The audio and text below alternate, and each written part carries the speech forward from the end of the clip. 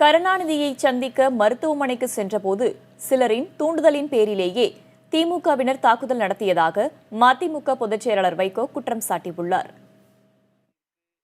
எங்களால் எந்த பிரச்சனையும் வேண்டாம், நாங்கள் அமைதியாக போயிடுவோம். நான் ரொம்ப என் மீது ஆத்திரப்பட்டு தொண்டர்கள் பாய்ச்சிட்டான்னு சொன்னாங்களாம். அதெல்லாம் கிடையாது. திமுகவில் இருக்கிற உண்மையான தொண்டர்கள் என் மேலே ஒன்றும் கிடையாது. தூண்டிவிடப்பட்டு சில காரியங்களில் சில வேலைகளில் ஈடுபட்டார்கள். இன்றைக்கு நடந்தது தூண்டிவிடப்பட்டு சில திடீரென்று குவிக்கப்பட்டு நான் உள்ளே நுழைந்து விடக்கூடாது என்று என்னை தாக்குவதற்கான முயற்சி. ஆனால் எங்களால் ஒரு சின்ன பிரச்சனையும் வரக்கூடாது என்று நாங்கள் அமைதியாக அடித்தாலும் அடிக்கட்டும், பேசாமல் வாங்கப்பான்னு வந்துட்டோம். இதுதான் உண்மையில் நடந்தது.